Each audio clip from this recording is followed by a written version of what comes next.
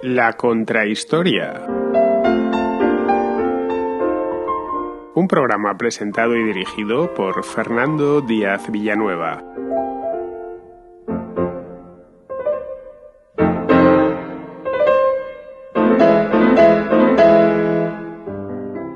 Flandes, esa tierra de brumas y canales donde campos y ciudades se funden con el mar en un horizonte infinito, fue la cuna de una escuela pictórica que deslumbró el mundo hace más de 5 siglos. Un ramillete de pintores magistrales que exhibían un detallado realismo y una profunda introspección. Los maestros flamencos, alquimistas de la luz y del color, no solo retrataron la realidad con una precisión asombrosa, sino que también se adentraron en los misterios del alma humana, revelando las pasiones, los anhelos, las miserias y las grandezas de una de las sociedades más opulentas de su época. En los albores del Renacimiento, cuando Italia recuperaba los cánones clásicos, Flandes florecía como un centro de comercio y cultura. Brujas, Gante, Amberes, ciudades vibrantes y cosmopolitas se convirtieron en el escenario donde se forjó esta escuela singular a la sombra de los duques de Borgoña.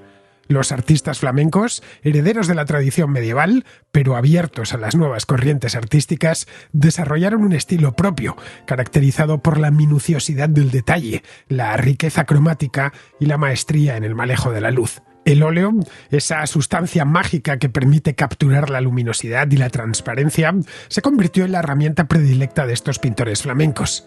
Jan van Eyck, el genio visionario, creó obras de una belleza y un realismo incomparables. Pero la escuela flamenca no se limitó a la representación fiel de la realidad. Sus artistas, imbuidos de un profundo sentido religioso y moral, dotaron a sus obras de un simbolismo complejo.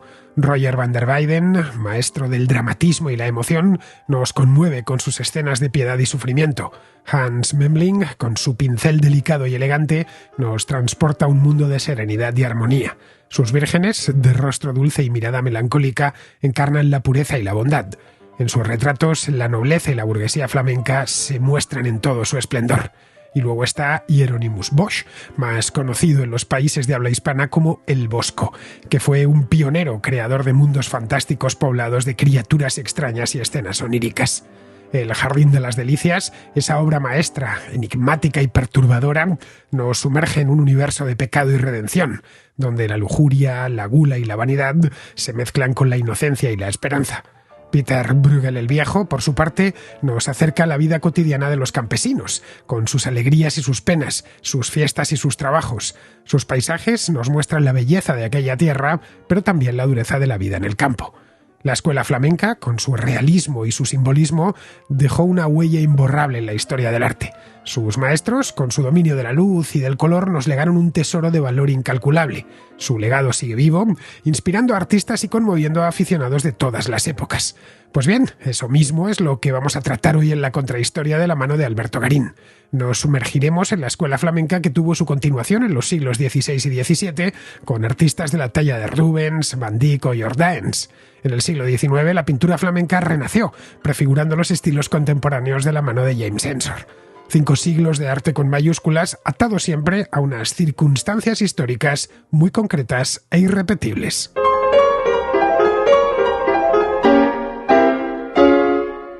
Vamos a hablar hoy en la Contrahistoria, ya habéis escuchado la introducción, ya os he introducido en el tema, un tema que queríamos tratar desde hacía bastante tiempo y que Alberto Garín, que está hoy presente aquí en el estudio, ha tratado en varias ocasiones en su Sierra de Historias. De hecho, podríamos decir, sin miedo a equivocarnos, que Alberto es uno de los grandes conocedores de la escuela flamenca en España. Y no solo ya de la escuela flamenca como pintores, sino de la escuela flamenca metida dentro de su época, de esa Borgoña fabulosa de los siglos XV y buena parte del siglo XVI. Ya en el siglo XVI, la Borgoña, lo que son hoy los Países Bajos y el Ducado de Borgoña, cayó en la órbita de la corona española y esa es la razón por la que en museos como el Museo del Prado de Madrid podemos disfrutar, si vamos por allí, de una cantidad tan grande de maestros flamencos. De hecho, creo, y esto se lo voy a preguntar ahora a Alberto, creo que después de los españoles, la segunda escuela nacional, entre comillas, por número de cuadros, seguramente sea la flamenca, dentro de la colección del Prado. Bien, antes de nada, pasamos con Alberto. Muy buenas, Alberto, ¿cómo estás? Hola Fernando, un gusto estar de vuelta contigo en la Contrahistoria. Bien, vamos a hablar de cuadros de una época y un lugar que te gustan mucho y que has tratado de manera repetida en Sierra de Historias a lo largo del último año, Alberto.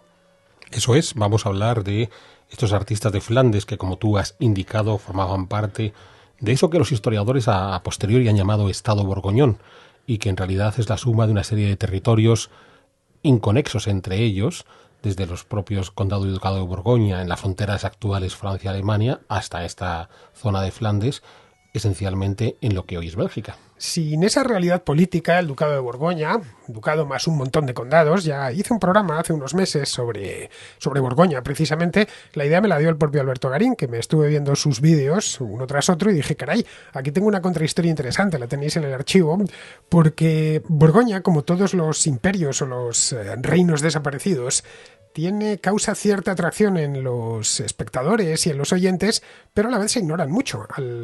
Es lo que le sucede, por ejemplo, en cierta medida a lugares como el Reino de Aragón, la Corona de Aragón, que ya la traté, o la Corona de León, hablando ya en la península ibérica, que fueron reinos que desaparecieron en algún momento de su historia, la Corona de Castilla, sin ir más lejos, para conformar el Reino de España, pero que precisamente por eso, porque dejaron de existir, pierden interés, ya que no han tenido historia contemporánea, podríamos decirlo así.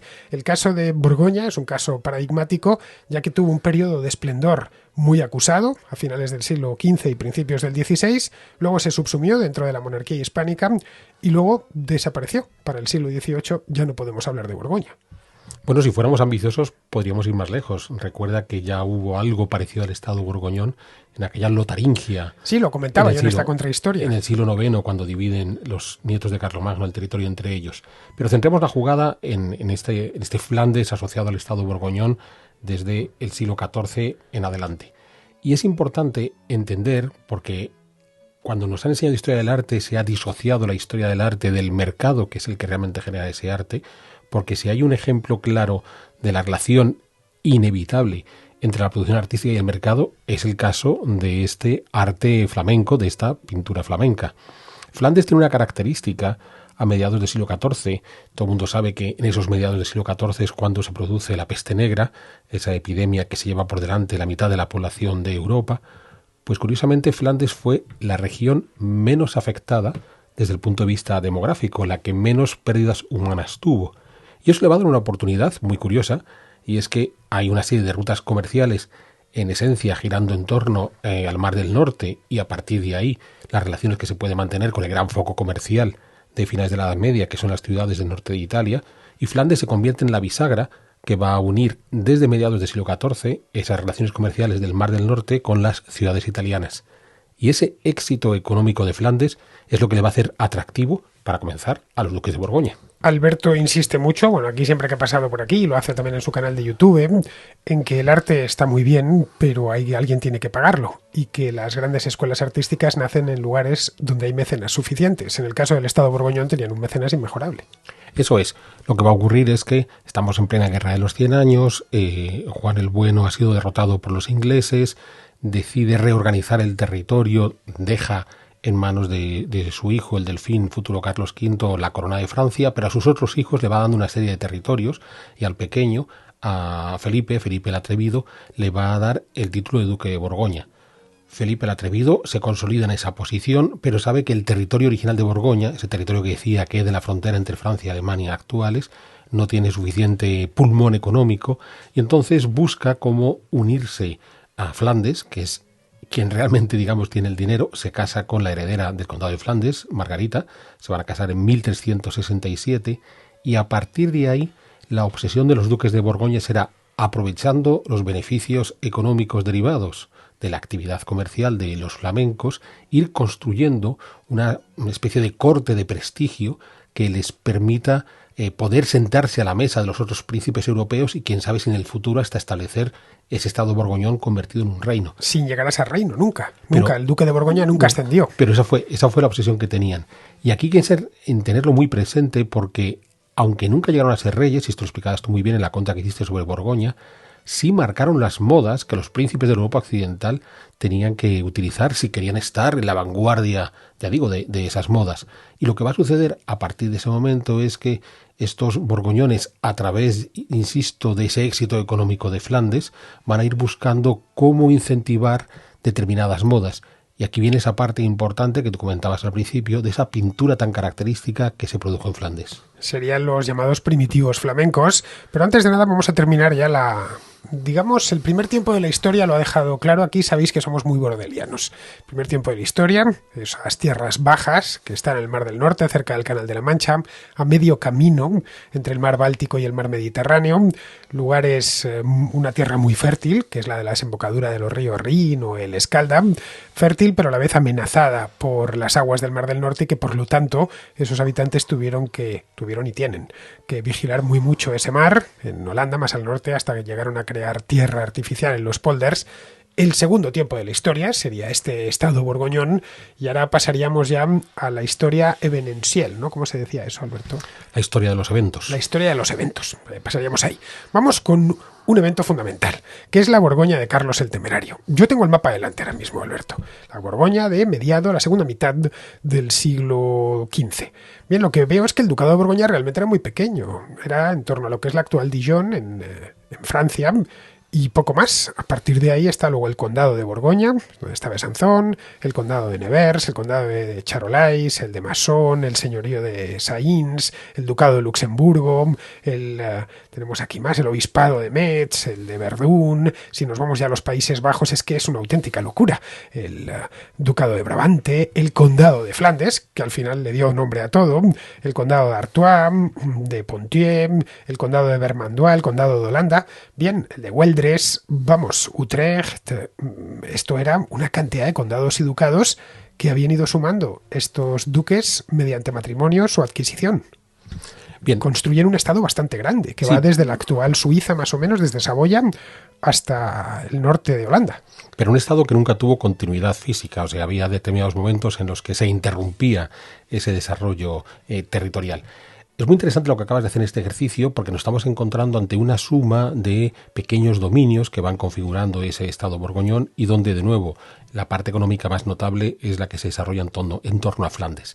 Esto significa que no estamos ante los grandes reinos territoriales contemporáneos de la época. Pensemos en una Castilla, en un Portugal, en un Aragón, en una Navarra, en una Francia, en una Inglaterra, donde, digamos, hay cierta tradición de la presencia de una corte que tira de una serie de recursos importantes que les permite llevar a cabo, por ejemplo, una arquitectura áulica notable, y luego una nobleza que trata de imitar esa arquitectura áulica.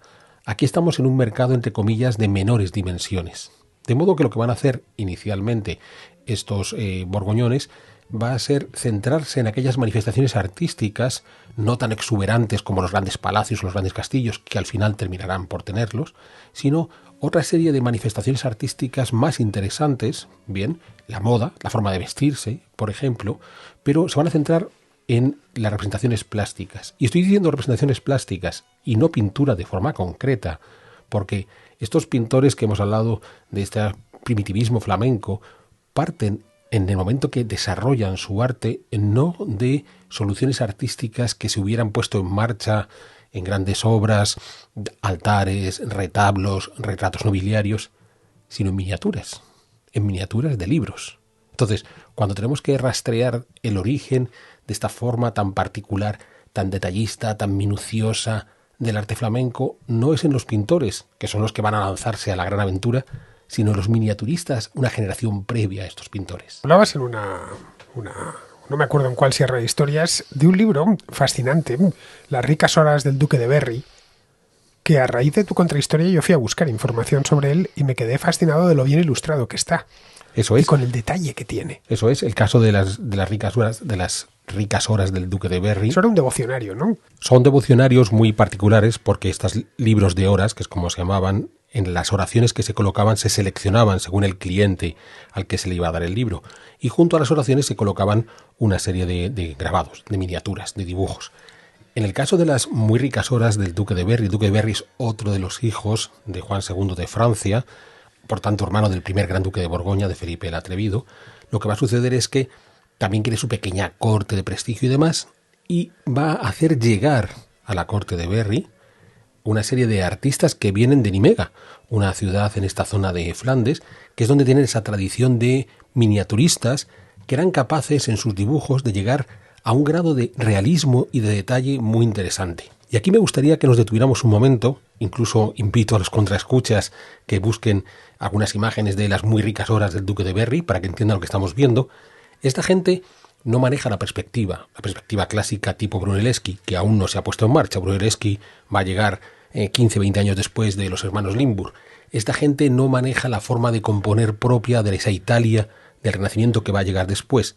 Lo que hacen es buscar el mayor grado de detalle que se pueda conseguir en el dibujo, hasta el punto de que para nosotros, aunque no responda a la perspectiva clásica, aunque haya piezas que pueden estar volando, aunque la relación de tamaños entre los edificios y las personas se pierda, como son tan realistas, nos parecen muy atractivas. O sea, no nos detenemos a darnos cuenta que aquí no estamos ante ese mundo del Renacimiento, de la perspectiva clásica y demás, sino ante gentes obsesionadas por el detalle.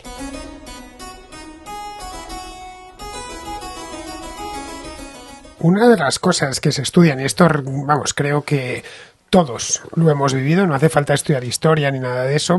Yo recuerdo ya, no sé si en tercero de bachillerato o en COU, nos hablaban de los primitivos flamencos. Y el profesor de arte o la profesora de arte solía decirnos, mirad, mirad, y nos ampliaba la diapositiva. No sé si a ti te pasaba lo mismo. Mirad qué detalle, ha pintado hasta cada rama, cada hojita. Sí, además es muy conocido en el caso del matrimonio Rolfini, que te enseñan el espejo que está detrás y en el espejo están reflejados los dos caballeros que hay en la habitación, pero si te amplían aún más, el espejo tiene una serie de medallones que cuentan historias bíblicas. Eso es. Claro, en esa búsqueda por el detalle máximo, las técnicas pictóricas empleadas habitualmente, sobre todo el temple, no eran suficientemente buenas para ese nivel de detalle, y es entonces cuando ya no los miniaturistas como los hermanos Limburg, sino más bien los Van Eyck, van a recuperar una técnica que ya existía desde la Edad Media, que es la pintura al óleo. Entonces la pintura al óleo es conocida desde finales del siglo XII. Está el famoso manual que hace el monje Teófilo sobre las formas de hacer arte y ya explica cómo se puede llevar a cabo el óleo. Y entonces esa técnica... La pintura al óleo es la pintura con aceite, como dice la palabra. Eso es, como dice la palabra, al óleo. Claro. Entonces no al agua. Entonces lo que va a suceder es que esa técnica no estaba siendo muy empleada, aunque se conocía, y los Van Eyck van a decir, oye, ¿y si en esa obsesión por el detalle incorporamos una técnica que nos permite llegar más lejos? Y ahí es donde llegas ese famoso cuadro de Mario Arnolfini, donde te ampliaban el zoom hasta el detalle mínimo. ¿Por qué el óleo permite eso? Que no lo permite el temple, por ejemplo. Este nivel de detalle. Que tiene que yo nunca he pintado ni al óleo ni al temple acuarelas y cuando era muy pequeño. Entonces las técnicas las desconozco. No las he experimentado, vamos. ¿Por qué? ¿Qué tiene el óleo de particular? En principio fija más rápidamente los colores, con lo cual no tienes la posibilidad de que se distorsione cuando vuelves a hacer una aplicación a la par y entonces se pueda distorsionar la aplicación previa. Es decir, si tú has dibujado un trazo, ese trazo se va a quedar fijo y tú añades un nuevo trazo sin que te corra el problema en principio, porque claro, hoy la diferencia con las técnicas es mínima y tienes un montón de elementos que te pueden permitir utilizar todo tipo de materiales sin que tengas ese problema, pero la ventaja con el óleo fue esa capacidad para fijar los colores más rápidamente que las otras. De todas maneras, es a partir de estos flamencos cuando el óleo se convierte en uno de los soportes fundamentales, porque encontramos ya en los siglos XVI, XVII y XVIII que el óleo es lo normal. Pero es muy curioso porque estamos hablando que el óleo lo empiezan a utilizar de forma habitual los Van Eyck a comienzos del siglo XV, 1420, 1430, llegará a Italia probablemente de la mano de alguno de estos maestros flamencos, quizás Van der Weyden o quizás incluso otro miniaturista y muy buen pintor que es Fouquet, pero la cuestión está en que los italianos cuando empiezan a recibir el óleo no les interesa porque ellos no están en ese juego de detalles y con las técnicas habituales que tienen pueden funcionar. Será según va avanzando en la búsqueda de un realismo cada vez mayor a finales del XV, principios del XVI en Italia, cuando los italianos entonces sí asuman el óleo como la técnica que les permite llegar a un mayor grado de detalle. Este detallismo de los primitivos flamencos, que es como se les conoce de manera convencional, ellos evidentemente no se tenían por primitivos en absoluto, al contrario, estaban haciendo algo muy novedoso, muy innovador en aquel momento. Esto es lo más interesante de lo que está ocurriendo con estos pintores flamencos. No solo es el caso de los pintores flamencos, y ya digo, los Van Eyck son los más conocidos en esta primera generación, posterior a los grandes miniaturistas como los Limburg. También en el terreno de la escultura tenemos gente que están haciendo cosas muy interesantes, como Klaus Schluter y todos sus discípulos, que también viven obsesionados por una escultura muy de detalle, muy de expresar sentimientos, bien, o los arquitectos que están trabajando, que sean en obras pequeñas o no tan pequeñas, para los duques de Borgoña, donde hacen una arquitectura de tradición gótica muy exacerbada, eso que se va a conocer como gótico flamígero, que en España derivará al plateresco. Pues todo esto surge en este mundo borgoñón. Pues en el caso de la pintura, ya digo, lo que están haciendo es ofrecerle a los duques de Borgoña esas alternativas de vanguardia, exóticas, epatantes, con las cuales los duques de Borgoña se pueden presentar frente a los reyes de Occidente, que no son sus pares, porque están por encima de ellos, diciendo: no somos aún reyes, esperamos serlo, pero somos la gente más notable, más revolucionaria en el terreno del arte. La obra de la que acabas de hablar, que es de Van Eyck, que es El matrimonio de Arnolfini, te compraste un libro el año pasado. ¿Recuerdas? En Valladolid. No me acuerdo dónde, en Valladolid, efectivamente, en la librería.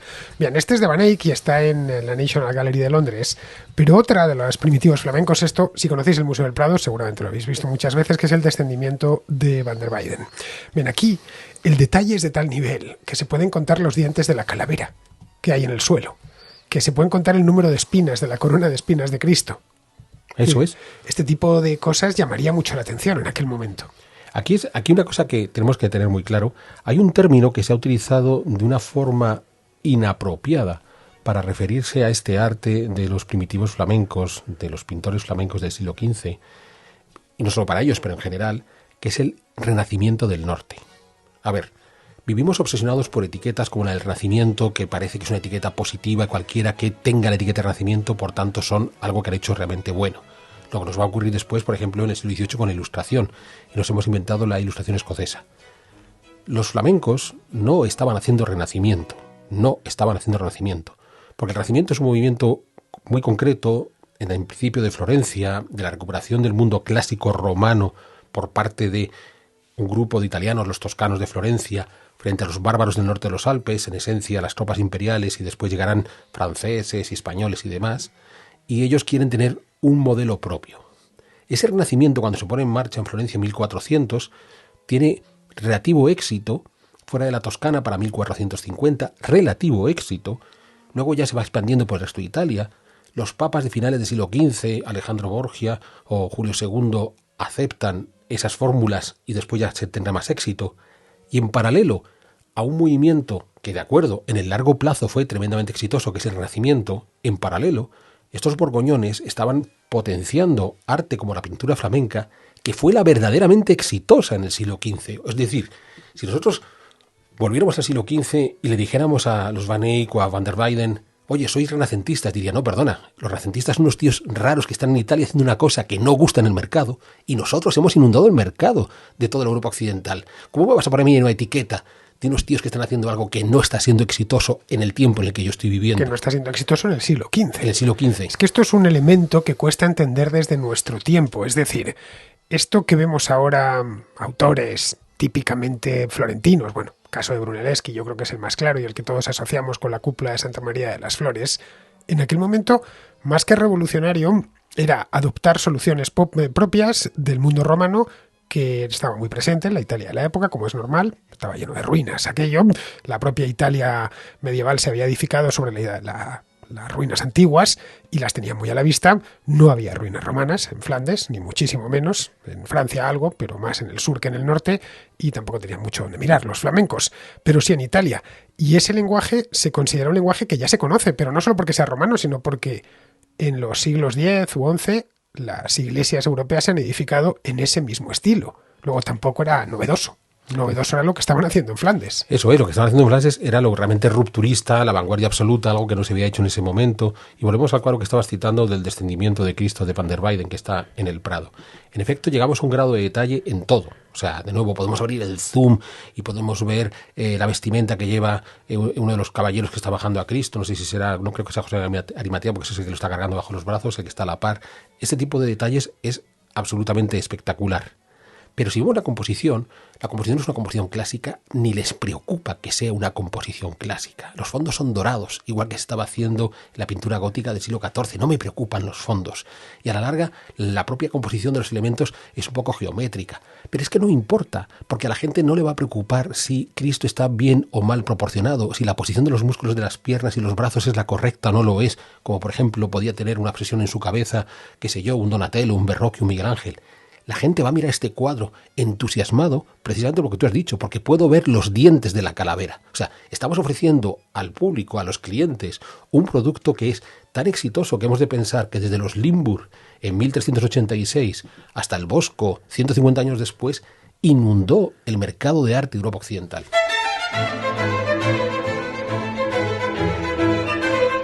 Otro ejemplo sería el de, que este es famosísimo también, el retablo de Gante, que es de Van Eyck también. Aquí tendríamos un cuadro, un retablo pintado, eso sí, que hoy se correspondería con lo que denominaríamos alta definición o 4K. Cada pieza del retablo está trabajada con un detalle, bueno, son varias y lo podemos ver, se cuentan los pliegues, cada cara es diferente. Es en cierto modo lo mismo que se hace hoy, por ejemplo, con el cine. Te lo damos en 3D, te lo damos en 8K, te lo damos con una gama de colores, una paleta de colores infinita.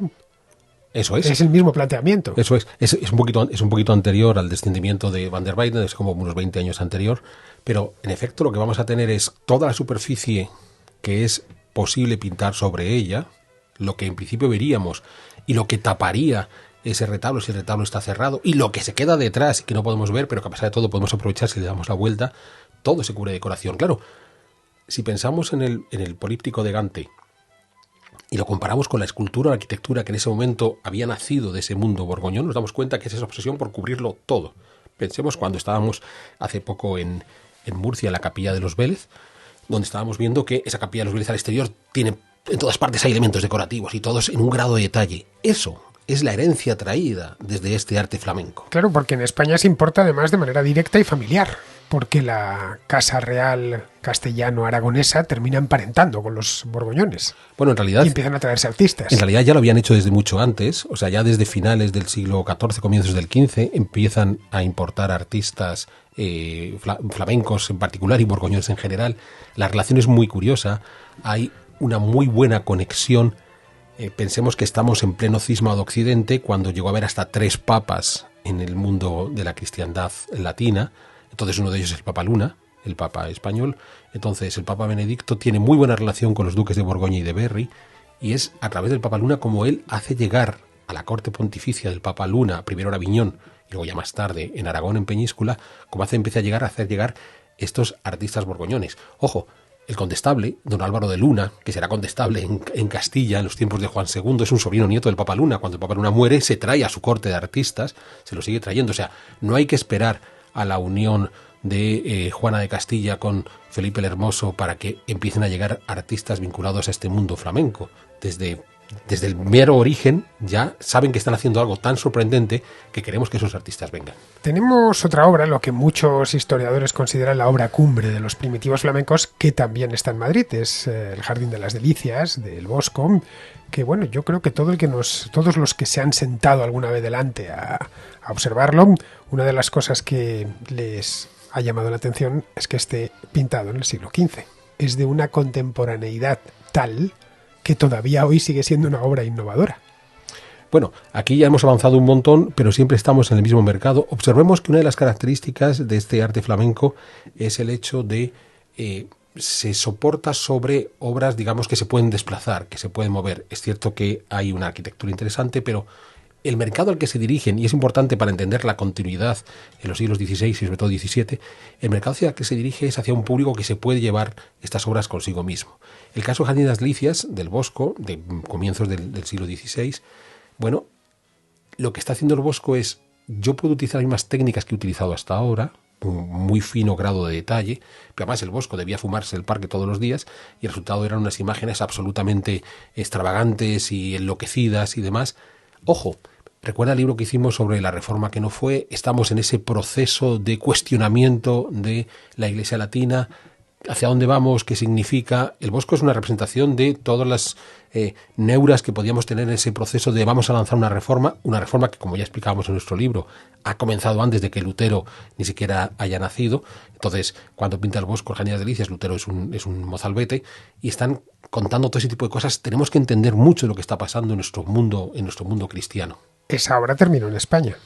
Esa obra terminó en España. Para uso y disfrute de los reyes. Es que, claro, hemos de entender que decíamos que hay artistas que están llegando desde la zona de Flandes y de Borgoña en general, desde comienzos del siglo XV, pero indudablemente en el momento que se van a casar Juana de Castilla y Felipe el Hermoso y su propio hijo, Carlos V, van a hacer en Flandes, en Gante, pues eso va a propiciar que vayan llegando estas obras. Pero recordemos, hemos hablado de gente que hace miniaturas, libros. Es muy fácil transportar libros. Estamos hablando de muchos pintores. Pero es que Flandes también es un gran productor de tapices, porque muchos de estos cuadros pueden servir como modelos para hacer tapices. Y en ese sentido, la reina Juana de Castilla es una apasionada de los tapices. En el nuevo Museo de Colecciones Reales que hay en Madrid, junto al Palacio Real, se exhiben una buena cantidad de estos tapices de la reina Juana, que es algo que se nos suele olvidar, tapices que acompañaron a la reina Juana a su retiro en Tordesillas y vivía entre unos tapices de una belleza exuberante. Tapices donde volvemos a encontrarnos ese grado de detalle. Los tapices, de nuevo, no se entienden muy bien. Uno ve tapices, en fin, los palacios reales en España están llenos de ellos, pero no se entiende muy bien para qué servían. Porque como ahora no se utilizan, eran fundamentales en los castillos y en los palacios, porque calentaban el ambiente. Eran fundamentales porque decoraban el sitio, pero además calentaban, como tú dices, aislaban los muros y permitían de esa manera hacer más confortable la estancia en estas habitaciones, de modo que era inevitable que todas las habitaciones reales estaban envueltas completamente en tapices. Luego había una demanda de tapices bestial en toda Europa. Y en este mundo flamenco hacen muy buenos tapices y son tapices que van a llegar por todas partes. Esto, si visitas el Alcázar de Segovia, hay una habitación, una especie de dormitorio real que han conservado los tapices colgados y que no es un sitio donde muchos turistas se detengan, lo pasan deprisa, son tapices, esta cosa que nadie ve, pero cuando ves esa habitación dices, vale, este es el uso, no solamente decoras, sino además haces más confortable el espacio. Hay una real fábrica de tapices, hay en Van der Goten, en Madrid, que todavía sigue, no sé si funcionando, pero al menos sí se dedican a cuidar de los tapices de las colecciones reales. No sé si han fabricado alguno nuevo desde hace mucho tiempo, pero hoy nos cuesta entender cuál era el estilo de vida en aquellos palacios y por qué tenían ciertos cuadros o ciertos elementos en aquellas estancias. Esa es la razón por la que tú insistes muchas veces en que cuando se recrea algo de época hay que dejarlo en función de cómo estaba, no en función de criterios museísticos actuales, para poder entender el edificio y poder entender esas obras. Sí, porque claro, enfrentarte a un palacio real donde el muro de partida estaría encalado, enlucido, y sobre ese muro de cal pondríamos los tapices, y que llegue el restaurador y pique absolutamente todo para que se haga a la vista la piedra, es distorsionar por completo la comprensión de esa realidad. Entonces, estamos viendo libros, cuadros, tapices, arte mueble que se puede desplazar. Entonces, el éxito añadido de los flamencos no es solamente que hicieran un tipo de arte muy llamativo gracias a su nivel de detalle, sino que se podían desplazar. O sea, es un producto que puedes llevar de un lugar para otro.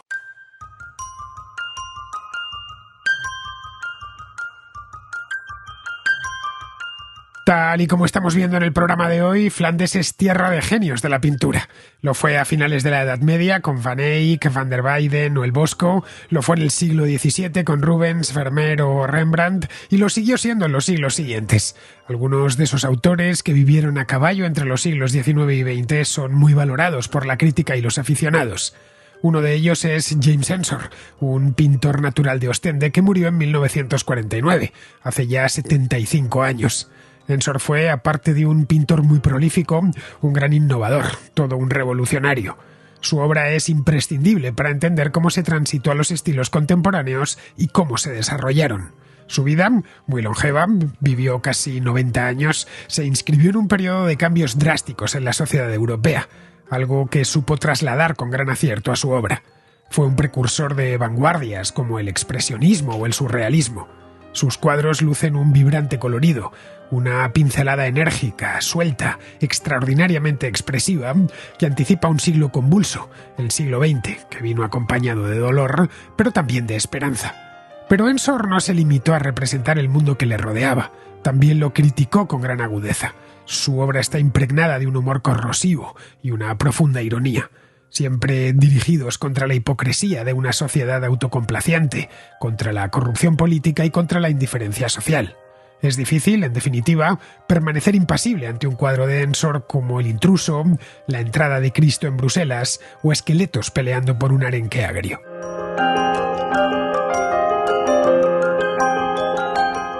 Para conmemorar el 75 aniversario de su muerte, varias exposiciones en Ostende, Amberes y Bruselas le rinden homenaje.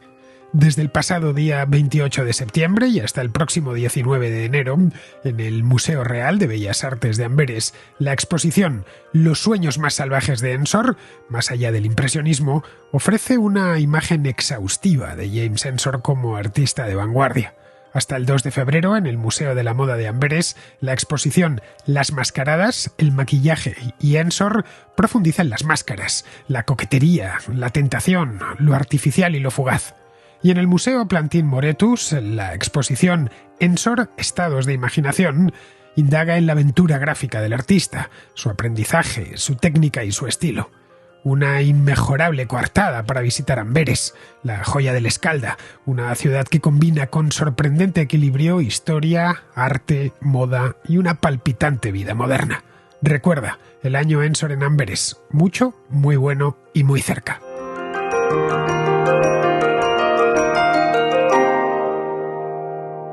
Aparte de estos primitivos flamencos, que yo creo que son bien conocidos aunque solo sea en las escuelas, y entiendo que esto en Holanda y en Bélgica pues los estudiarán a fondo porque forma parte de su pintura nacional, en España también, porque buena parte de estos primitivos flamencos se pueden contemplar en museos españoles como el Museo del Prado. Esta escuela flamenca supo evolucionar y adquirió a partir del siglo XVI ya formas más típicamente renacentistas. Esa es la razón por la cual hablamos ya quizá del Renacimiento en Borgoña, pero no relativo a estos primitivos flamencos, sino a nuevos autores que aparecieron, como por ejemplo el caso de Peter Bruegel. No digamos ya posteriormente con otros genios como Rubens o Rembrandt, que son muy posteriores, pero digo en el mismo siglo XVI. Ya sí tienen deuda con lo que se está haciendo en Italia. Bueno, aquí ya es un debate, digamos, a nivel estilístico, hasta qué punto, y lo que voy a decir puede parecer una putada de decir, anda, este hombre que está diciendo, hasta qué punto un tipo como Bruegel el Viejo está dentro de la órbita de los renacentistas, hasta qué punto cuando uno mira los cuadros de Bruegel el Viejo lo que está viendo es esa forma de creación propia del mundo clásico, porque de nuevo, y invito a que busquen cualquiera de los cuadros, son todos tienen un cierto toque de cómic, de tebeo, en la forma de representar las imágenes, o sea, no vive obsesionado por ese grado de detalle. Hemos de pensar que Bruegel es alguien que va a ser contemporáneo a Tiziano, por ejemplo, ¿vale? Entonces, claro, Tiziano es un señor que trata de manejar la luz y el volumen y la composición y lo que tú estás viendo, parece que entras en el cuadro. Mira, que cuando tú ves a Bruegel sabes que es un cuadro, o sea, no tienes ninguna duda que, insisto, tiene ese pequeño toque de tebeo, ¿vale?, que busca conciencia, porque yo no quiero ser el hombre que haga una imitación perfecta de la realidad. Yo quiero ser alguien que cuenta historias como han venido haciendo el Bosco, o Van der Weyden, o Van Eyck, o los Limburg. Entonces siguen esa óptica. ¿Han introducido ya elementos de la composición clásica?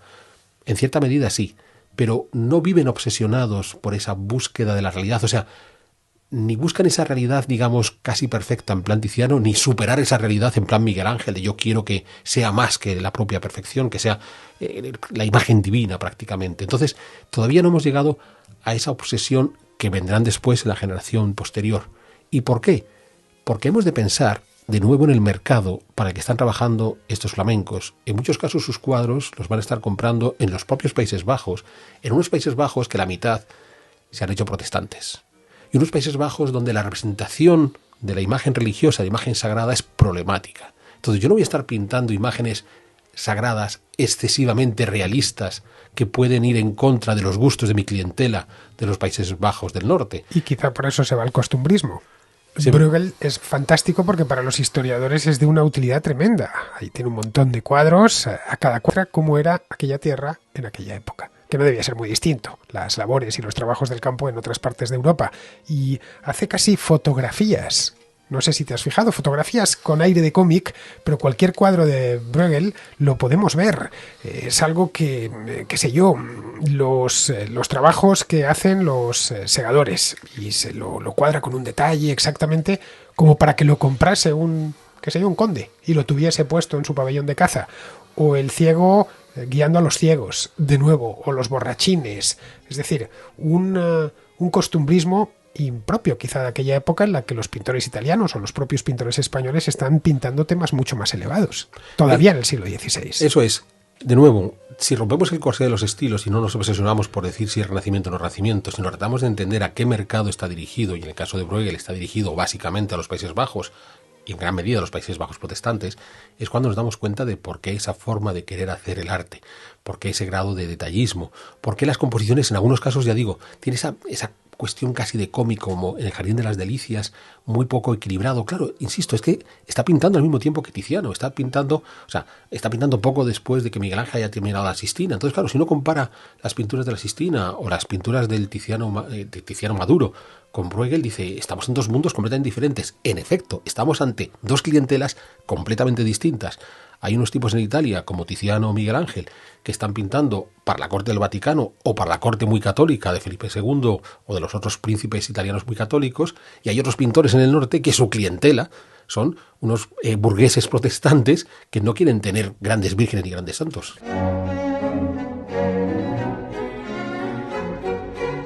El caso más claro lo tenemos con otro pintor, también de esta misma escuela. Lo llamamos escuela de manera convencional, no porque ellos conformasen una escuela, ni mucho menos. Este es anterior a Bruegel, que es Patinir, Joachim Patinir. Aquí tenemos imágenes más compatibles con el periodo anterior y también con cierta, entre comillas, modernidad más clásica, en el caso del Patinir. O sea, la cuestión está en que, obviamente, esta gente va a entrar en contacto con el mundo del Renacimiento, de la misma forma que los pintores renacentistas van a asumir el óleo como la técnica mayoritaria para hacer los cuadros. Los flamencos también van a asumir ciertas soluciones clásicas. Pero de nuevo, lo importante no está en que puedan tener una perspectiva más lograda. Lo importante está en el tipo de historia que quiero transmitir. Claro, tienes gentes como Antonio Moro, también de mediados del siglo XVI, que como va a trabajar para la corte de Carlos V y Felipe II, hace unos cuadros que son perfectamente ajustados a las modas renacentistas. El famoso retrato de María Tudor, por ejemplo, el que le mandaron a Felipe II cuando se va a casar, que todavía no es Felipe II, cuando se va a casar con su tía María. Entonces, ahí tienes a un flamenco que en un momento dado, si hace falta, pues podemos pintar de una manera más clásica porque el cliente me está pidiendo que lo haga de esa manera. Bueno, en el caso del Patinir tenemos prácticamente temas religiosos, uno tras otro. Este pintor estaba en Amberes. Sí. Era en los Países Bajos católicos. Claro. Entonces, una vez más, ¿cuál es mi cliente? ¿Qué es lo que mi cliente me está pidiendo? Y con todo, aunque mi cliente me esté pidiendo lo que me está pidiendo, tiene ciertas modas en la cabeza. Es decir, lo que se está pintando en aquel momento. Eso es. Es que esto, siempre que Alberto pasa por aquí, insiste muchas veces. Es imposible entender el arte sin el mercado del arte. Y aquí estamos viendo cómo esos primitivos flamencos, en función de la Reforma, empiezan a pintar una cosa u otra a la vuelta de 50 años. Incluso menos, o sea, es una cosa que tienes que adaptar muy rápidamente, ¿vale? Acabo de citar a Antonio Moro pintando a María Tudor.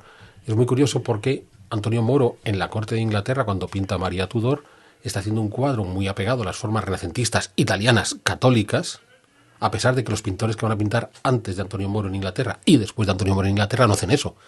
Porque claro, no pueden hacer pinturas católicas, es la Inglaterra de la Iglesia anglicana. Entonces siempre tienen que marcar y decir, a ver, ¿para quién estoy pintando? O sea, cabeza. ¿Quién me está encargando el cuadro y quién lo me está va a pagar? pagando? ¿Quién me va a pagar? Claro, aquí hay que tener en cuenta que la Iglesia Católica, de siempre, no es de esa época, lo sigue siendo un gran cliente de arte. Las iglesias necesitan obras de arte y acuden al mercado a comprarlas. Hoy lo único, que ya no son el cliente principal como si lo eran en el siglo XV o en el siglo XVI, estas iglesias católicas, a partir del siglo mediados del XVI, ya con Trento, necesitan nuevos motivos y transmitir una nueva religiosidad. Y esto se transmite automáticamente por la correa transmisora del mercado. Eso y es. estos pintores que están establecidos en Amberes o en Gante o en Bruselas, que hay grandes talleres de pintores con un público internacional, están exportando sus obras a todas partes, no son ajenos a ello. Pero fíjate, cuando estamos hablando de la Reforma de Trento y por tanto ya estamos viajando al final del siglo XVI y comienzos del siglo XVII, que podemos volver al mundo flamenco y tenemos al genio del mercado del arte, que es también de este territorio, que es Rubens. Un Rubens que se mueve como pintor y como diplomático entre las cortes de Inglaterra, de Francia, las cortes de los Habsburgo en España. O sea, es un tipo que está en todas partes y que a todos pinta y que a todos coloca. Rubens es el hombre que es capaz de adaptarse en cada situación a lo que el cliente le va a pedir. Entonces, si hay un hombre que vuelve a revolucionar viniendo desde Flandes la pintura, es Rubens, porque Rubens no tiene ningún inconveniente en asumir todo el repertorio clásico. Hay que entender esto muy bien. 50 años atrás, ser clásico era ser papista, en 1550. Pero en 1600, ser clásico es estar a la vanguardia. O sea, ya se han pasado las modas borgoñonas en plan cómic el Bosco. Ahora, si uno quiere estar a la vanguardia, lo que tiene que estar haciendo es copiando las fórmulas propias del mundo clásico, para que lo entendamos todos. Pensemos en la arquitectura internacional tan del gusto de Fernando.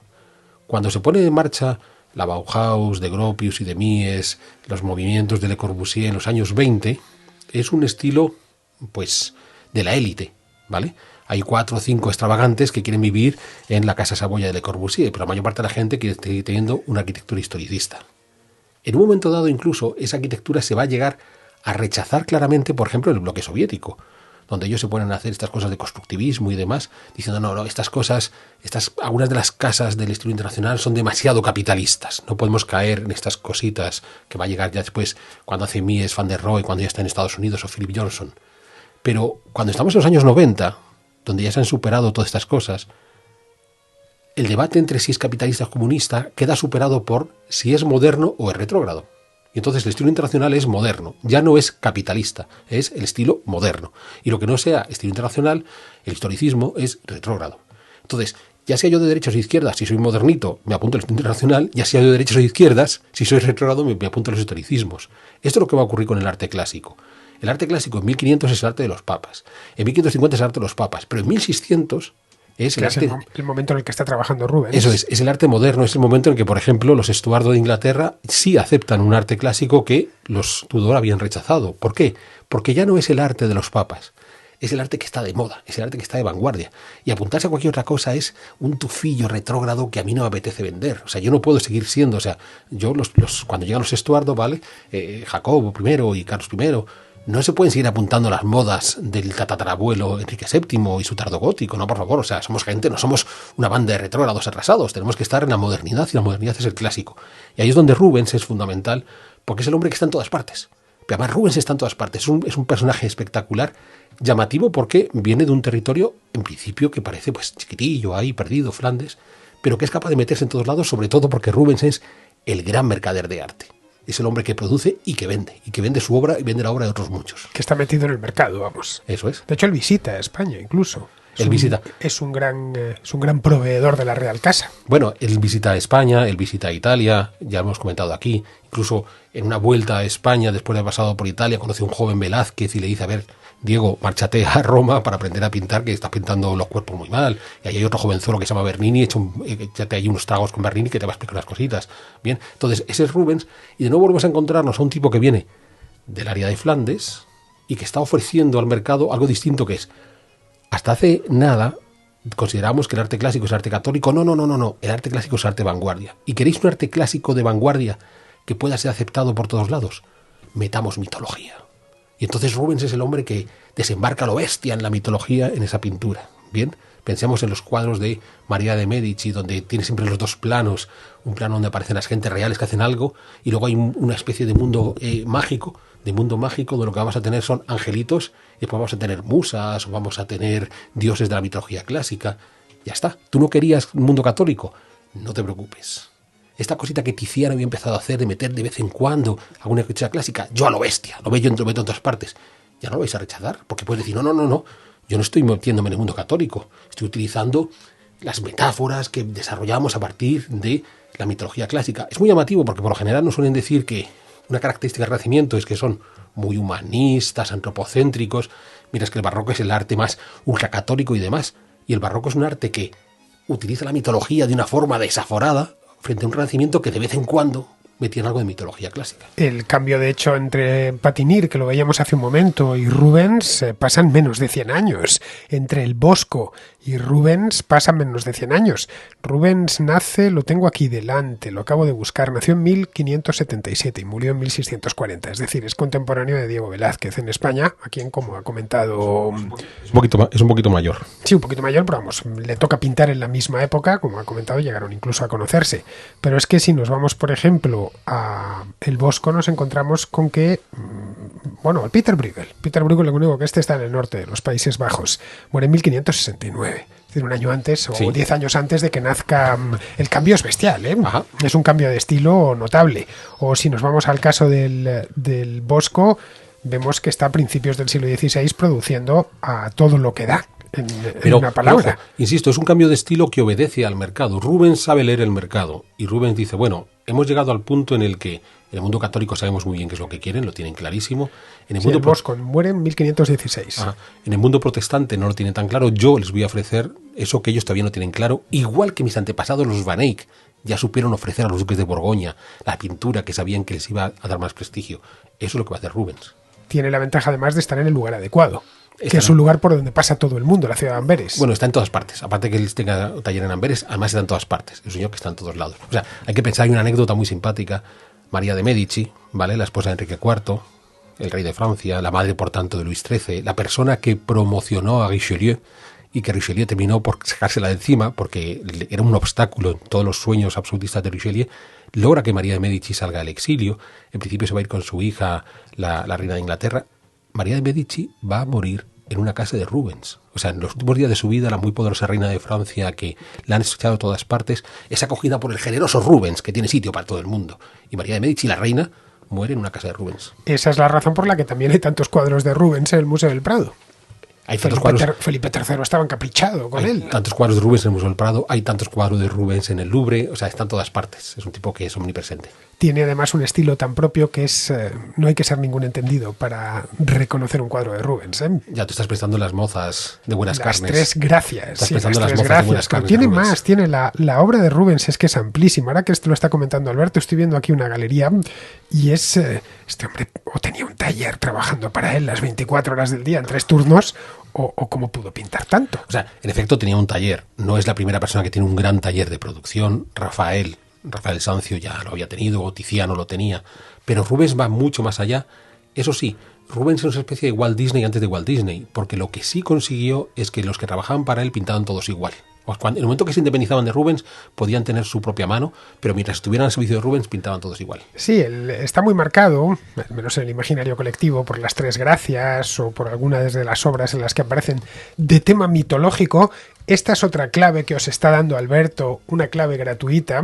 Se identifica el barroco, especialmente el barroco católico, con una época de fanatismo religioso, de el Concilio de Trento, que se ha cerrado en sí mismo al catolicismo, y resulta que tenemos una cantidad de obras mitológicas incontable y además una cantidad de desnudos como no se había visto en el arte europeo desde la antigüedad. Eso Nunca antes se había dibujado tanto desnudo. Eso es. Porque, de nuevo, ojo, quien abre esa beta mitológica de los desnudos fue Tiziano, pero digamos en petit comité y para clientes muy selectos, ¿vale? Las famosas poesías que Tiziano le va a hacer a Felipe II. Pero es que eso que era una cosa de consumo privado, Rubens lo colocan todas. ¿Qué es lo que el mercado estaba pidiendo? Que los príncipes tenían en sus estancias privadas este tipo de cuadros. Eso es. Todos querían tener ese tipo de cuadros. Es decir, de gente desnuda, en una palabra. Eso es. Con el cuento de que eran personajes mitológicos y por lo tanto se les podía desnudar. No, ese es el cuento que nos han dado nosotros los profesores en clase. Entonces... Para los príncipes era una señora de muy buenas carnes. De muy buenas carnes, de muy buen ver, y la querían tener puesta en la pared. Eso es. Especialmente en los gabinetes para caballeros. Sí, porque incluso se comenta que en las poesías que Tiziano le hace Felipe II es una amante de Felipe II la que está desnuda. O sea, directamente hasta sabemos quién es la señora que está. Quizás que no se termina de comprender bien, Alberto. Aquí sería abrir otro melón mucho más jugoso. El mundo de ese siglo XVII, que se ha estereotipado mucho. Sí, o sea, es un mundo complejo. Porque, claro, lo hemos leído, como casi todo en la historia, de una forma muy dialéctica, ¿no? Un mundo católico en crisis, hundido, un mundo protestante, emergente, rico. Y en los que, sin embargo, estos intercambios, bien, porque estamos hablando de un Rubens que va y que viene por todos lados. Por ejemplo, estaba hablando de los discípulos que trabajan para él y cuando pintan para él pintan todos iguales. Anton van Dyck, ¿vale? Que terminará haciendo su carrera en Inglaterra, otro pintor flamenco. Pues en el caso de Van Dyck, que se marcha a Inglaterra, le vende a los ingleses un producto que en principio 50 años atrás habría sido un escándalo en Inglaterra. Les está vendiendo un arte clásico que 50 años atrás era claramente católico, pues se lo vende y los ingleses lo compran con muchísimo gusto. Ojo, con temáticas diferentes, aunque la forma de hacerlo sea la misma que voy a utilizar un Rubens. Temáticas diferentes y muchos menos desnudos. Cuando se podía, muy puritano. No, cuando se podía, se podía. Siempre aparece por ahí una alegoría de la paz o una alegoría de la abundancia, y entonces metemos a la señora. Van Dyck es famoso por los retratos que hizo de Carlos I, el rey que decapitaron. Y esto es otro elemento importante que a la vista de, sin ser un experto en historia del arte, no hace falta serlo, a poco que uno mire una galería de cuadros de Van Dyck y otra de Rubens, lo primero que piensa es, uno estaba pintando esencialmente para príncipes católicos, el rey de España, entre otros, y el otro estaba pintando para un príncipe reformado, para el rey de Inglaterra. Y lo que ve que es que lo primero que llama la atención es que el rey de Inglaterra era un poquito puritano. Un poco carca, que se diría ahora. Carlos I también tenía su pequeña galería de pinturas un poco más atrevidas, ¿vale? Que es una de las Pero cosas. era un mercado mucho menor. Sí, era un mercado mucho menor, por eso Van Dyck es más apropiado. Pero pensando en esta historia de ajustarse al mercado y sin salir del mundo de los flamencos, hay una solución pictórica muy interesante que se desarrolla a finales del siglo XVI, comienzos del XVII, en el mundo italiano, que es el tenebrismo. Caravaggio es el mejor ejemplo, ¿no? Esos chorros de luz entre penumbras, entre tinieblas, de ahí lo del tenebrismo, que tenemos otros ejemplos como José Rivera. Claro, cuando el mundo flamenco ve esto le gusta, pero claro, en el mundo flamenco le van a decir, y sobre todo cuando lo ven en los Países Bajos del Norte, lo ven y dicen, queremos esto, pero claro, no me vas a poner aquí a pintar una Santa Teresa o una Virgen muriéndose, ¿qué me puedes pintar? Y entonces Rembrandt dice, pues te pinto a la gente del pueblo, o sea, dime quién quieres que te pinte, ¿vale? Queremos que salgan los que están aquí yendo la guardia de noche, pues pintamos con técnica tenebrista. O sea, estamos utilizando la misma solución que un Caravaggio ha desarrollado 20 años o 30 años que yo, pero la aplico a una temática diferente porque el mercado no me va a querer la muerte de la Virgen. Porque Rembrandt ya entra dentro de ese mundo.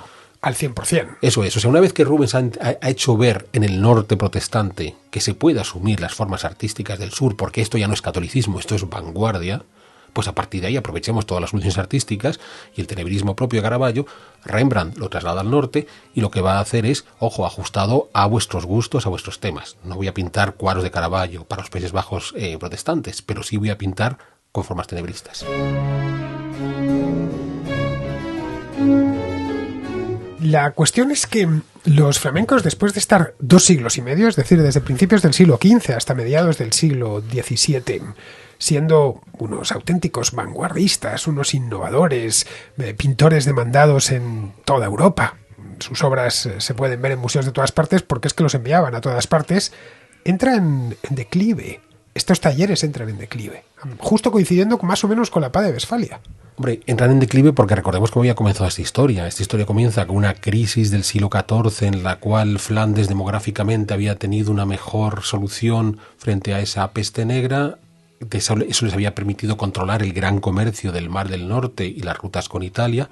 Un éxito económico que hace que haya un mercado interior que está reclamando ese arte, al que se apuntan los duques de Borgoña para utilizar esos artistas que ya producen a nivel local para expandirlo por todas partes.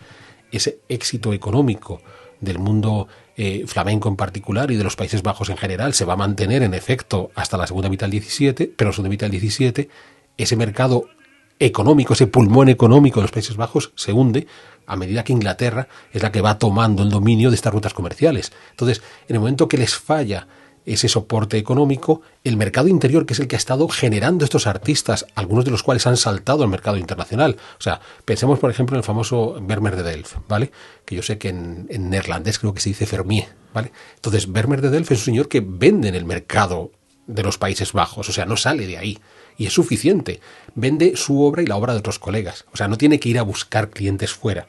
Puede perfectamente vivir y muy bien con sus clientes locales. Pero si esa capacidad económica que han tenido los Países Bajos hasta el siglo XVII decrece o se hunde por la expansión de los ingleses como nuevos dueños de esos mercados, la ausencia de ese mercado local no permite la creación de estas figuras de nivel local, algunas de las cuales se convierten en Rubens o en Rembrandt. Bien, un poco como sucede con el fútbol.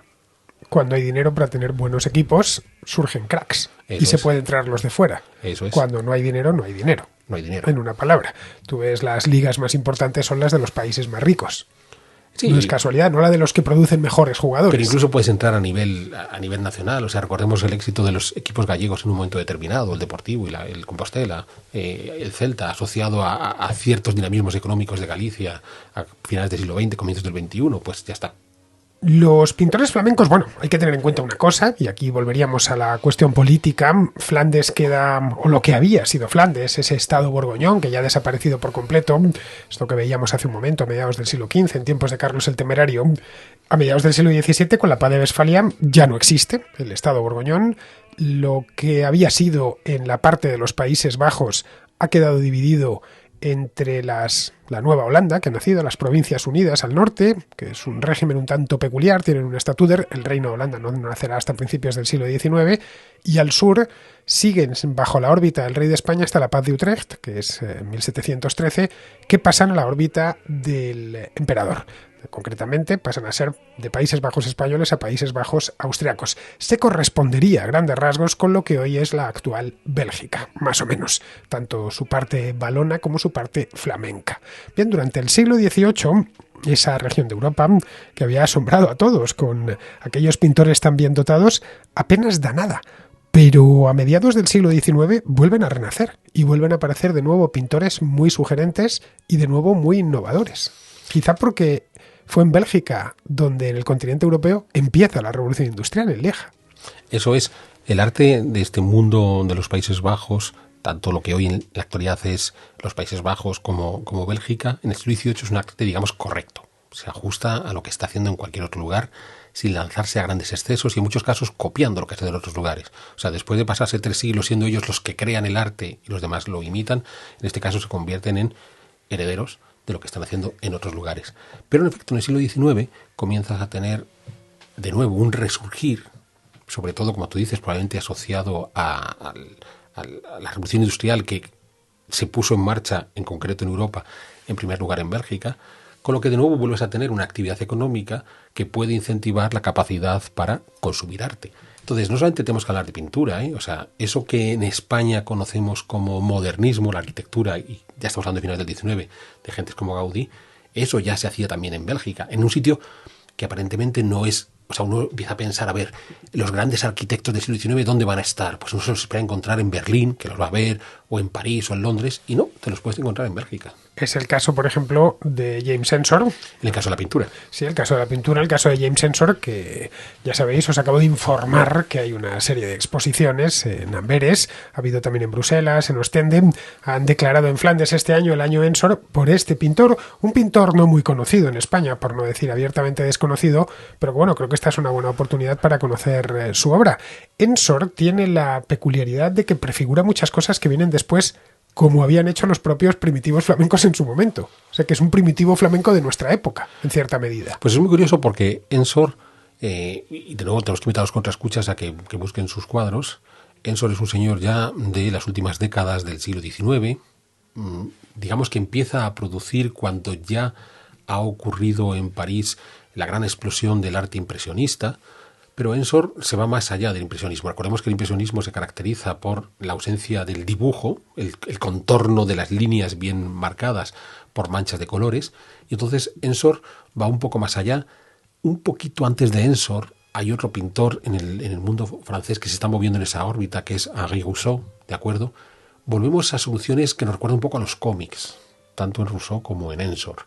Claro, hemos de pensar, y me parece que no es descartable, el hecho de que sea alguien que viene de la vieja Flandes, que por tanto tiene la posibilidad de acudir a los museos ya establecidos en el siglo XIX de la pintura que hemos llamado primitiva flamenca, es un señor que cuando está buscando referentes, porque claro, Ensor es alguien que se educa en un siglo XIX donde la pauta es el arte clásico, la pauta es aquello que se puso en marcha en la Florencia de Brunelleschi en 1400, que en ese primer momento inicial no pudo rivalizar con el arte flamenco, pero que 100 años después... Lo que se está pintando es pintura historicista en ese momento. Pero a lo que voy es que, claro, Ensor es el tataranieto de los pintores clásicos que llevan 5 siglos haciendo pintura clásica, pintura se ajusta a los principios del Renacimiento. Claro, si Ensor quiere romper con esa pintura clásica, lo tiene muy fácil. Es belga, por tanto, solo tiene que ir a ver la pintura primitiva flamenca y ahí está aquel camino alternativo al Renacimiento que dominó el siglo XV y no tiene más que aprender la lección de gentes como el Bosco o de Bruegel para decir, oye, ¿y si vuelvo a meterme por esta corriente y me alejo de esta obsesión por el realismo, el naturalismo perfecto y demás? ¿Qué ocurre? Pero lo hace antes que otros autores europeos. Sí, o sea, ya digo, es un poquito después de Rousseau, que es el primero. Lo que pasa es que Rousseau fue alguien, entre comillas, marginal, Henri Rousseau, ¿vale? Porque vive junto a los impresionistas se están comiendo el mercado y Rousseau queda. Pero Ensor va más lejos, porque una vez que comienza con estas soluciones, digamos, entre comillas, naif, rápidamente va a empezar a utilizar un naif pues muy radical, ¿vale? Siendo el antecedente cosas como el expresionismo. Y claro, una vez que empiezas a ahondar en temáticas un poco, digamos, entre comillas, oscuras, pues estás asomándote al surrealismo que llegará décadas después. Bueno, este hombre, como os decía en la introducción, es un hombre que, ¿no?, en lo que hablaba antes de sus exposiciones, vivió mucho tiempo, le dio tiempo a ver las dos guerras mundiales y evidentemente eso marcó su obra. Y marcó su obra y la de otros artistas de su época, como pueden ser, pues no sé, Klee o, bueno, el propio Picasso, que tenía aproximadamente la misma edad, era algo más joven. Pero vamos, que es una buena oportunidad, como os decía, para acercarse a Amberes, una ciudad que está muy bien. ¿Has estado tú en Amberes alguna vez, Alberto? En Amberes no he estado nunca. En Amberes, una ciudad fantástica, fantástica. Tiene una plaza que se llama Grote Markt, que es preciosa, de estas plazas belgas de los Países Bajos del Sur, con una catedral, con una torre altísima. Bueno, estas de estas ciudades que ya sabes que han sido bombardeadas muchas veces, que ha pasado de todo por ahí, pero que siguen reteniendo. Tiene un puerto muy importante, de hecho creo que es el puerto más importante de Bélgica, por lo menos lo fue, porque bueno, hoy está el de Ostende, que está ya en la misma orilla del Mar del Norte, porque Amberes está en la desembocadura del Escalda, está pegado a Holanda. De hecho, cuando uno sale de Amberes en barco o entra en barco, ha tenido que cruzar por territorio holandés que queda a los dos lados y luego al fondo ya, al fondo del río es donde está la ciudad de Amberes, y es una ciudad que tiene una huella española, ¿eh? En el ayuntamiento hay un escudo de Castilla y León. No te digo más. Normal. Claro, de aquella época. Considerando que Carlos V, además, junto a su madre, era rey de Castilla y León, pues no le quedaba de otra. Y además ves que bueno, esos edificios, evidentemente ya a estas alturas muy restaurados, los cuidan muy bien los flamencos, ves la cantidad de dinero que hubo allí a finales del siglo XV. Que dices, estos tipos ataban a los perros con longaniza. Pero es esa arquitectura, por ejemplo, la que encuentras todavía en la Castilla de la época. Pero eso es muy curioso porque, aunque puedas encontrarte una arquitectura destacada en los Países Bajos, no te vas a encontrar conjuntos áulicos notabilísimos y tiene razón de ser. La riqueza de esta gente estaba en el mar. Estos chicos eran mercaderes. Entonces, antes de ponerse a invertir en grandes palacios, querían invertir en grandes barcos, que es una cosa que nos escapa. Claro, no lejos de Amberes está Rotterdam, que es el gran puerto europeo de hoy. Cuando la gente vuelva en el siglo XXV queremos ver qué ha quedado de la arquitectura de prestigio en Rotterdam en el siglo XXI, pues no habrá quedado prácticamente nada, porque la riqueza no está en los puerto, edificios, sí. Está en los miles de contenedores que hay en el puerto, las grandes grúas del puerto, los grandes barcos que amarran junto a esas grúas para descargar los contenedores. Esa es la riqueza de Rotterdam. Pues eso lo tenemos que trasladar al siglo XV o al siglo XVI, entenderemos qué era Amberes y por qué, aunque uno vaya a Amberes y ve ciertas casas distinguidas, no se va a encontrar grandes conjuntos palaciegos porque el dinero no se invertía. En el caso italiano, la mejor es Génova. O sea, Génova no es una ciudad monumental en absoluto. ¿Por qué? Porque la riqueza de Génova estaba que los Doria podían poner 100 barcos al día siguiente sin ningún problema. La riqueza de Génova la tenían abajo en el puerto y los amberenses la tenían en el río, amarrada un barco tras otro, porque por allí pasaba buena parte del comercio europeo. De hecho, tiene mucha relación con España desde antes, incluso de la época de los Reyes Católicos, porque allí había consulados de mercaderes españoles, la lana castellana llegaba hasta allí. Eso es. Era el lugar, la mesta existía porque había gente que compraba lana en este puerto de Amberes. Bueno, pues allí en el Museo de Bellas Artes, el Real Museo de Bellas Artes de Amberes, como os decía antes, es donde está la colección de este hombre. Pero vamos, merece mucho la pena por dos razones. La primera, porque siempre merece la pena ir por esa zona de Europa, que es muy bonita, realmente bonita, os lo garantizo. Y la segunda, porque ya de paso, si sois aficionados a la historia del arte, conoceréis a este pintor, a Ensor, que me parece un buen complemento junto a todos los primitivos flamencos, junto a Rubens, Rembrandt, Van Eyck, Van Dyck, en fin, Vermeer, todo, ¿cómo era? Vermeer, ¿no? Vermeer.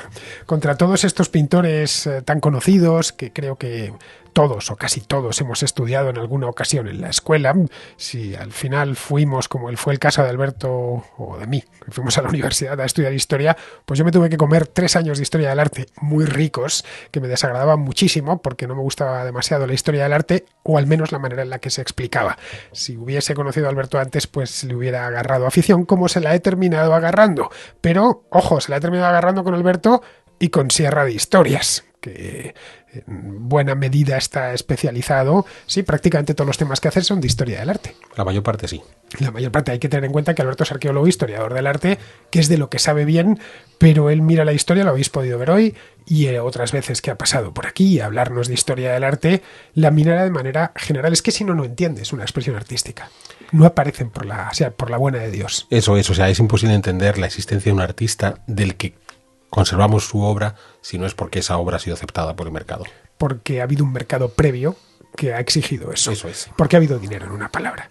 Por eso hablamos de escuela napolitana, de escuela sevillana, de escuela flamenca, y no hablamos, qué sé yo, de la escuela de Riga, porque allí no hubo un mercado demasiado grande, esa es la verdad. No, y por eso podemos hablar en la actualidad, a lo mejor, de escuelas en el extremo oriente o en los países del Golfo, porque es donde está el dinero. Es donde está el dinero y donde se compra arte. Esto no ha cambiado nada, los seres humanos seguimos siendo en esencia los mismos que hace. Tenemos juguetitos más caros, ya lo sabéis, y vamos más rápido de un sitio a otro, pero del cráneo para adentro, de la piel para adentro, seguimos siendo como aquellos flamencos aquellos nuestros antepasados del siglo XV. Bien, pues aquí vamos a terminar.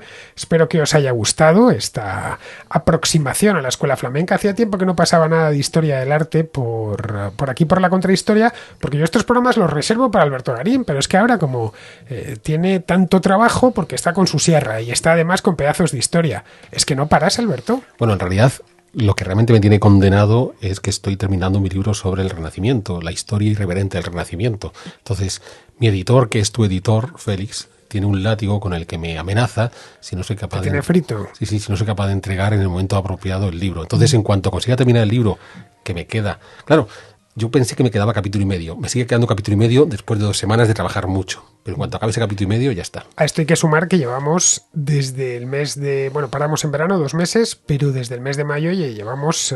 como el gol de la Piqué, recorriendo España de punta a punta. Alberto y yo lo sabéis bien los habituales porque grabo vídeos en todos los lados. Hemos estado en un montón de ciudades, pues desde Santiago, que estuvimos la semana pasada, hasta Murcia, que estuvimos la anterior, Bilbao, Astorga, Salamanca, Logroño, Pamplona, en fin. Hemos estado en un montón de sitios y nos faltan todavía algunas ciudades. Lo único que Alberto se tendrá que ir en noviembre a Guatemala y vamos a hacer de nuevo otra parada. Pero nos queda, pues así, tenemos cerrado ya Sevilla y Barcelona. Esos están cerrados. Sevilla lo haremos a finales de este mes y Barcelona ya en el mes de diciembre, cuando vuelvas tú de Guatemala. Bueno, y Granada en febrero.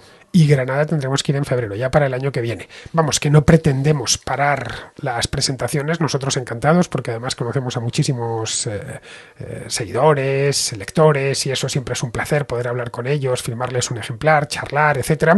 No hay nada parecido que se pueda ni siquiera aproximar al contacto personal, pero es que han sido muy seguidas todas las semanas, hemos tenido viajes y a ver, aunque existen los trenes de alta velocidad, España sigue siendo grande, que al final se te va a mediodía en un viaje de un lado a otro, por muy ave que sea. Hombre, sí, saliendo de Madrid, si no es que vas a Valladolid, ya el resto del mundo está lejos. Efectivamente, o vas a Valladolid, o a Zaragoza o a Córdoba, que estás ahora 3/4, o si no, como bueno, a Astorga me tuve que ir en autobús. Nos tuvimos que ir en autobús, recuérdalo. Una experiencia maravillosa. Una experiencia maravillosa, narices. Yo hubiera preferido irme en tren, pero Renfe parece ser que los trenes Madrid-Astorga, la combinación no es muy adecuada. Bueno, pues ya ahora sí que sí, ya terminamos. Muchas gracias, Alberto, por habernos acompañado hoy. Gracias a ti por permitirme estar una vez más en la contrahistoria. Solo faltaba. Bueno, pues con esto terminamos ya esta contrahistoria artística flamenca. Nos ha salido una contrahistoria flamenca, pero no en el sentido de la música, sino en el sentido pictórico. Bueno, queridos, pues con esto me despido de todos vosotros. Hasta la próxima contrahistoria.